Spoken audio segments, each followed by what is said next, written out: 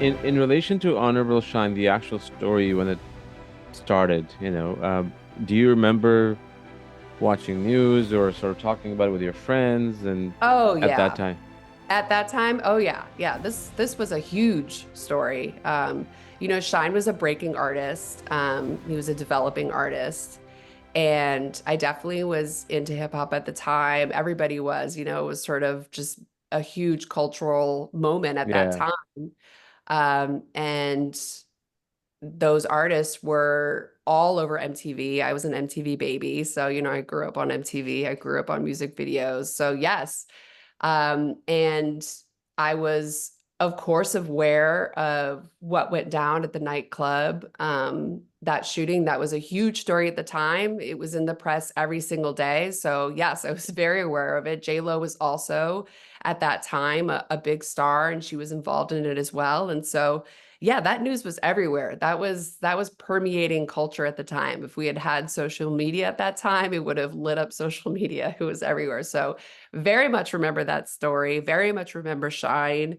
And his biggest single, Bad Boys, was definitely something that was in my rotation yeah, as well then. So yeah, very familiar with the story. And I didn't know what came of him. So when this project came to me, I was just as shocked as I'm sure many who see this film will be as well to see his journey. It's really, like I said, it's really incredible.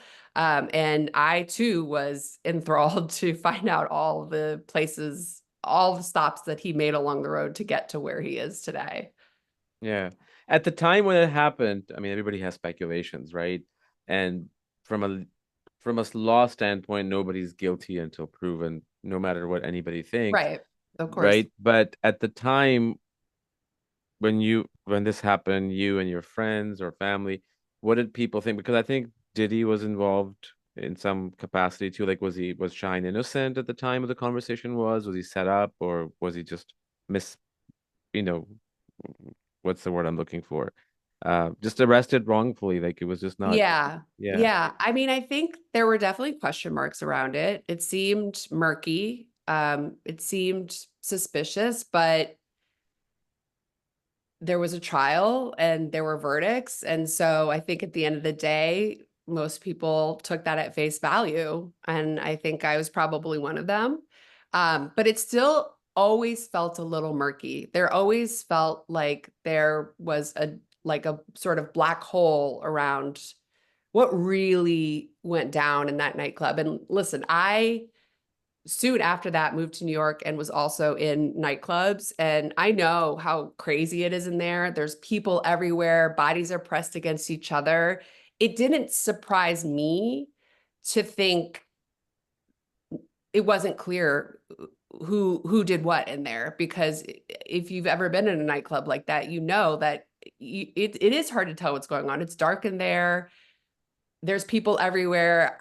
I always, I think in the back of my mind kind of felt like I don't know what happened, but it's likely that most people don't know what happened because it probably was dark in there, because it was crazy. I'm sure it was extremely chaotic. I'm sure people started running immediately.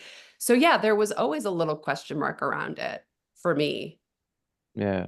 It's kind of like I remember it was probably much more grand scale because CNN was broadcasting it every single day, the O.J. Simpson trial, right? I Hmm. remember my dad used to watch it, and I just remember the whole thing, the gloves and everything. And then Yep. there was a series on FX, like a mini series. I don't I think what was his name? David Schwimmer was in it, Cuba Hmm. Gooding Jr., which was great. But these stories, I mean, when you talk, and now with what's going on with Epstein, well, what that was like 4 or 5 years ago, and now what's going on with Diddy and J Lo, and Hmm. well, allegedly J Lo, they haven't talked about it yet.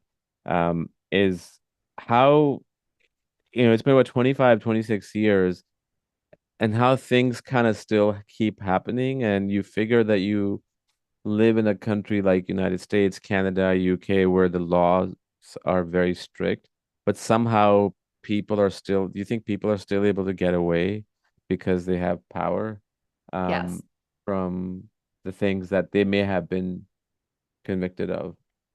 Yeah, I mean, I think we've seen it time and time again, but a good lawyer is a good lawyer for a reason. They Yeah, know that's true. how to get in there and make jurors have a reasonable doubt. And that's really all they have to do.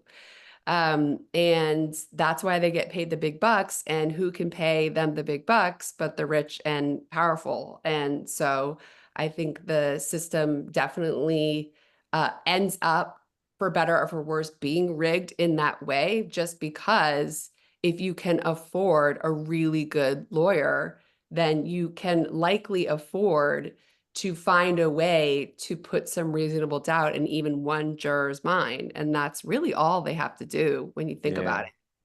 Yeah. And if you're poorer, if you don't have money, then you can't afford that. And you may be very innocent.